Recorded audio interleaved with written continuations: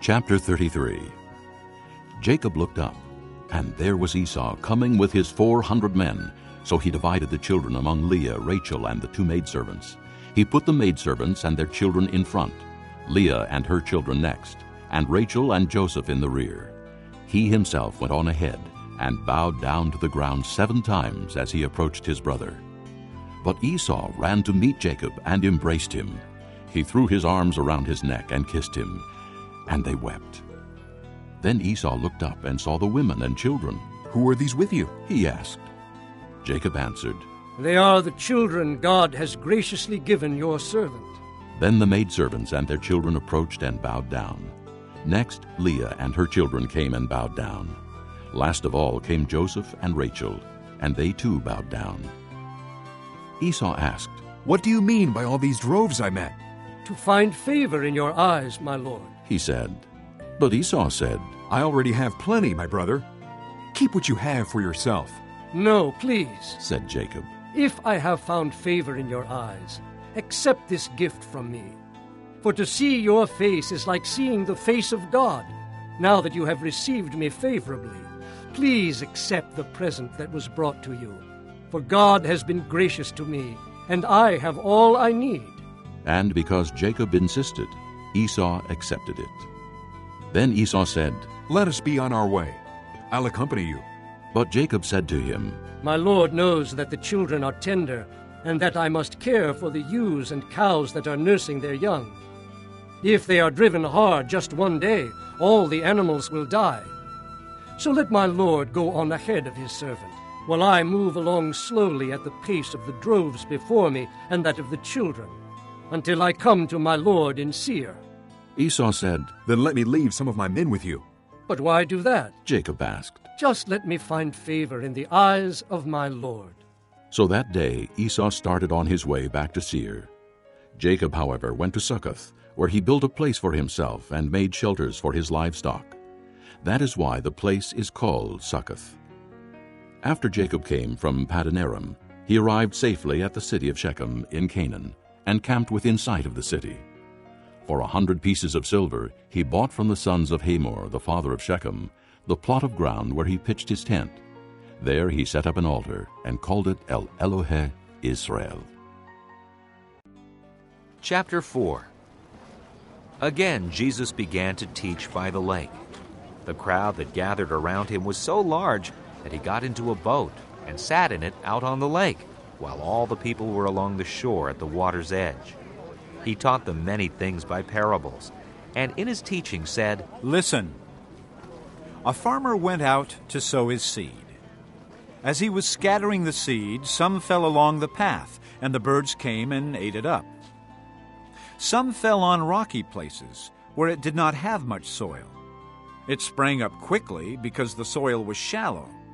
But when the sun came up, the plants were scorched, and they withered because they had no root.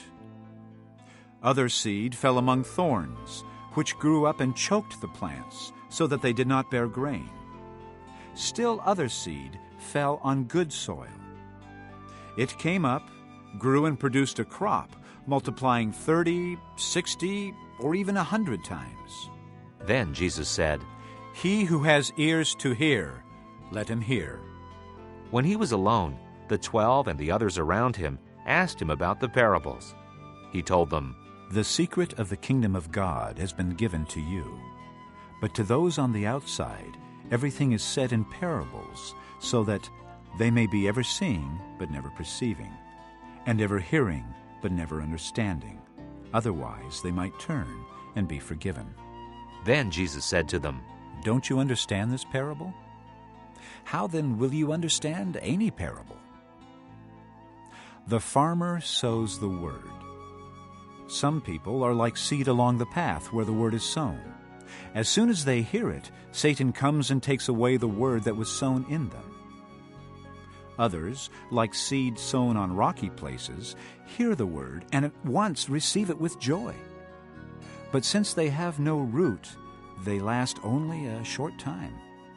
When trouble or persecution comes because of the word, they quickly fall away.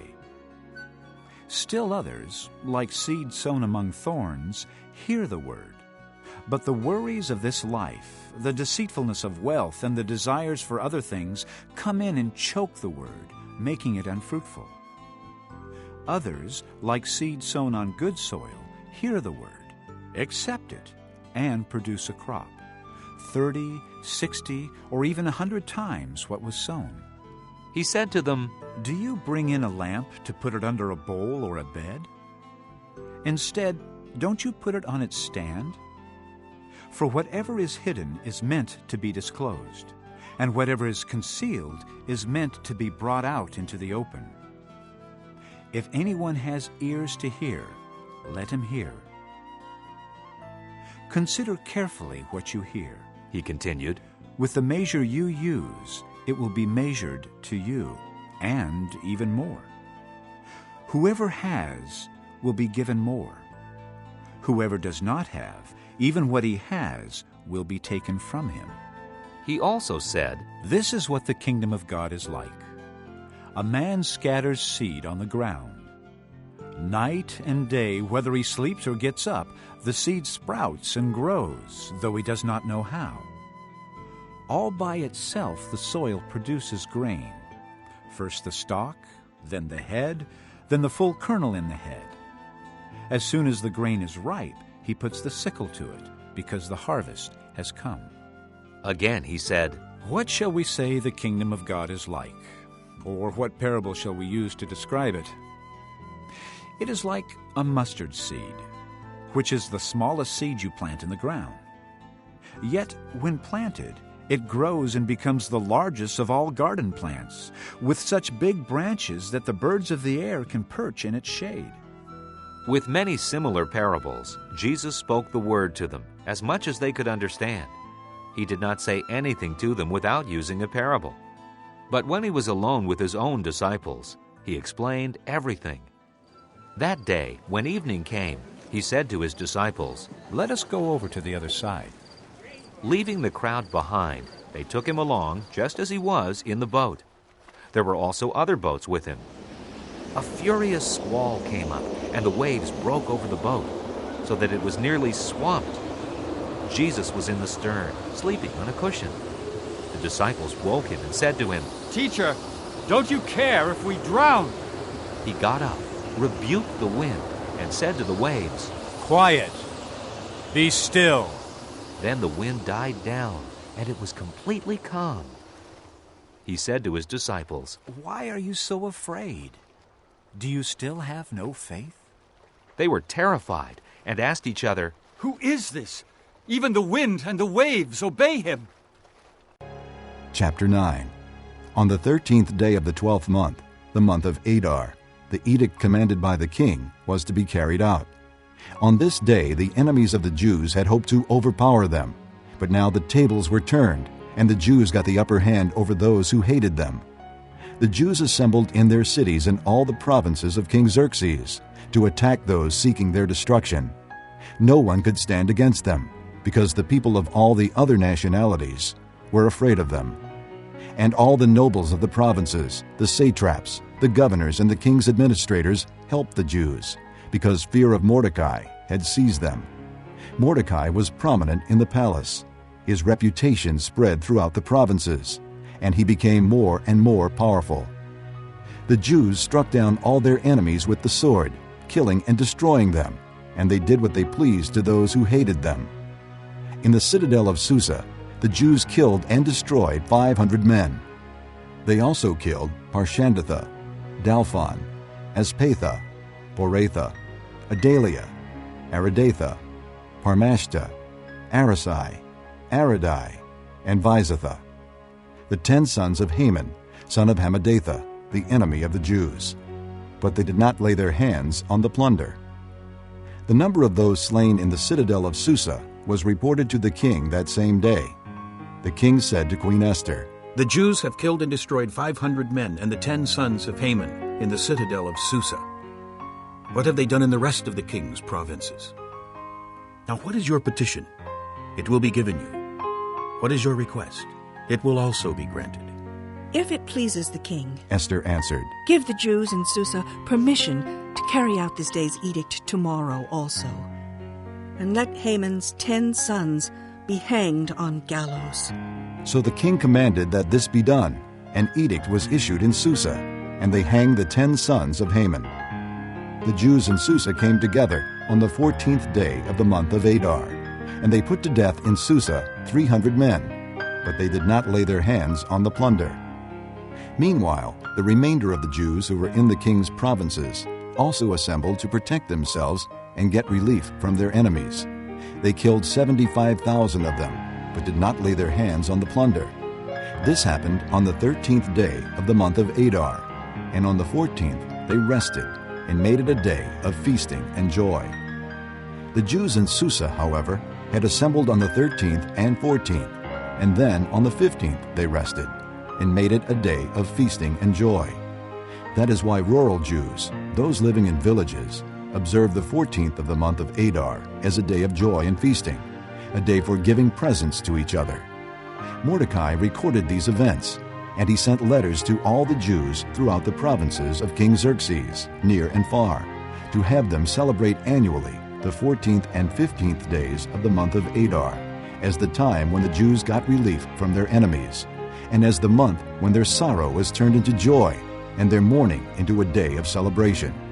He wrote them to observe the days as days of feasting and joy, and giving presents of food to one another, and gifts to the poor. So the Jews agreed to continue the celebration they had begun, doing what Mordecai had written to them. For Haman, son of Hammedatha, the Agagite, the enemy of all the Jews, had plotted against the Jews to destroy them, and had cast the pure, that is the lot, for their ruin and destruction. But when the plot came to the king's attention, he issued written orders that the evil scheme Haman had devised against the Jews should come back onto his own head, and that he and his sons should be hanged on the gallows. Therefore these days were called Purim, from the word pure.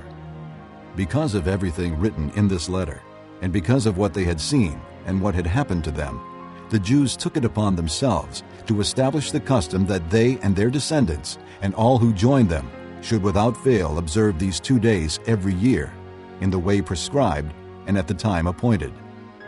These days should be remembered and observed in every generation by every family, and in every province and in every city. And these days of Purim should never cease to be celebrated by the Jews, nor should the memory of them die out among their descendants. So Queen Esther, daughter of Abihail, along with Mordecai the Jew, wrote with full authority to confirm this second letter concerning Purim.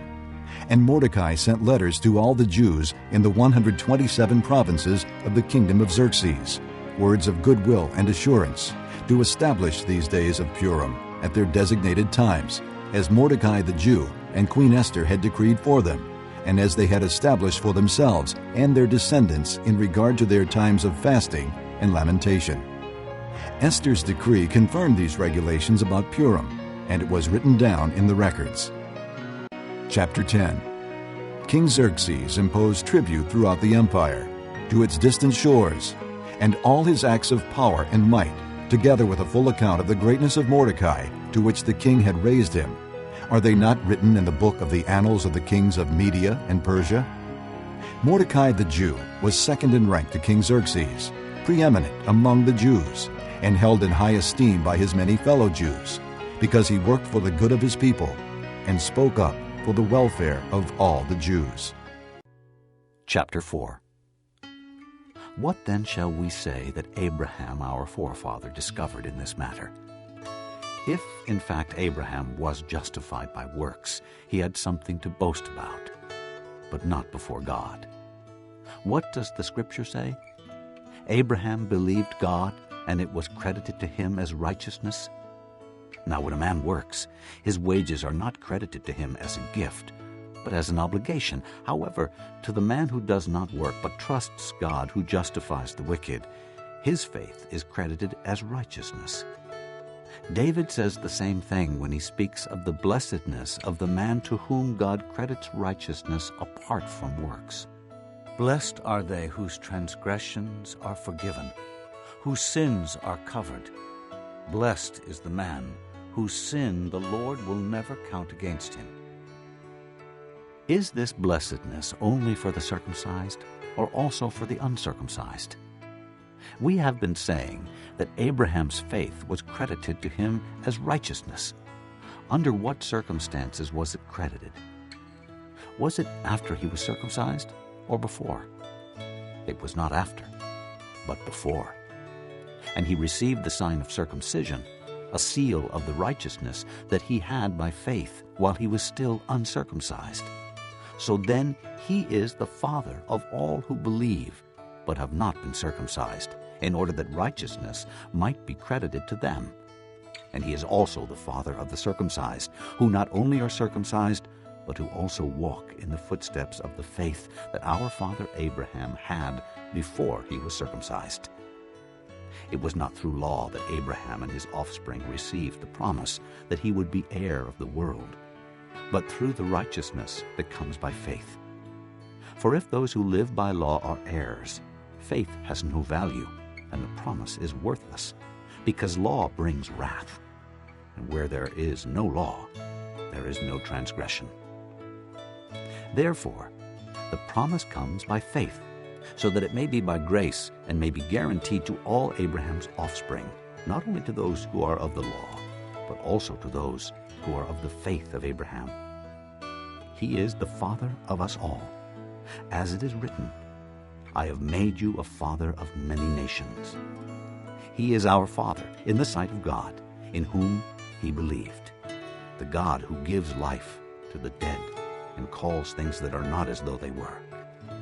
Against all hope, Abraham in hope believed and so became the father of many nations, just as it had been said to him, so shall your offspring be. Without weakening in his faith, he faced the fact that his body was as good as dead, since he was about 100 years old, and that Sarah's womb was also dead. Yet he did not waver through unbelief regarding the promise of God, but was strengthened in his faith and gave glory to God, being fully persuaded that God had power to do what he had promised. This is why it was credited to him as righteousness. The words, "It was credited to him," were written not for him alone, but also for us, to whom God will credit righteousness, for us who believe in him, who raised Jesus our Lord from the dead. He was delivered over to death for our sins and was raised to life for our justification.